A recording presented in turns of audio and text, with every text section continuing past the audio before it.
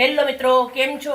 મજામાં? ગરમીની મોસમ છે, આપણે સરસ મજાની બનાવવાની છે લચ્છી. આજે તો લચ્છી બનાવવા માટે સૌથી પહેલાં મેં 1 લીટર દૂધ લીધું છે. દૂધને આપણે થોડું ગરમ કરી દીધું છે. પછી આપણે અડધી ચમચી દહીં લેવાનું છે. દૂધ થોડું ઠંડુ પડી ગયા પછી દહીં લઈ લેવાનું છે. દહીંને સરસ આવી રીતે મિક્સ કરી દેવાનું છે અને આને આપણે 8 કલાક સુધી જમાઈ દેવાનું છે. 8 કલાક પછી મળીએ.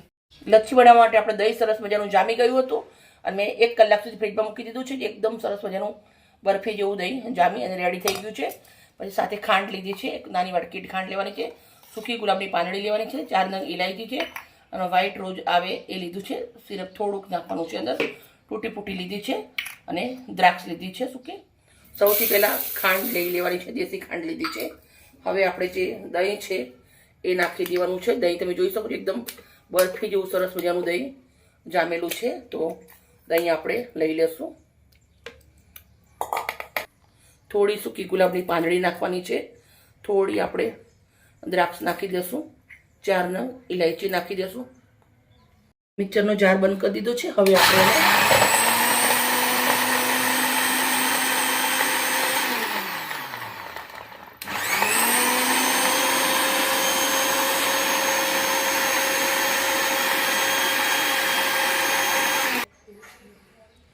રોઝ સિરપના 2 થી 3 ટીપા નાખવાના છે આપણે.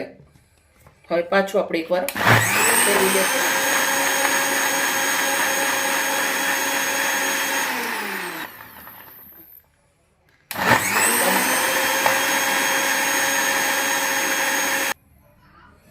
સૌથી પહેલાં આપણે ગ્લાસ લીધો છે, એના અંદર સૂકી દ્રાક્ષ નાખું છું. પછી આપણે થોડીક એવી તૂટી ફૂટી નાખી દેવાની છે. હવે આપણે જે લચ્છી મસ્ત બનાવી છે એ રેડી દેવાની છે.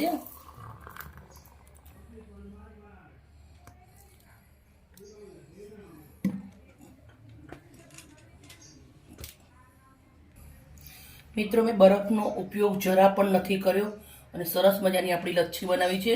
બાળકોને તમે એકદમ આસાનીથી પી શકો છો. થોડી તૂટી ફૂટી નાખી છે, થોડી એવી ગુલાબની પાંદડી નાખી દઉં છું. તમારે ડ્રાયફ્રૂટ બીજા નાખવા હોય તો તમે નાખી શકો છો. પણ એકદમ સિમ્પલ અને સોબર ટેસ્ટી, બહુ સરસ મજાની ગરમીમાં પી શકાય એવી લચ્છી બનાવી અને રેડી કરી છે. મારી વિડીયો સારી લાગે તો પ્લીઝ એક લાઈક કરજો.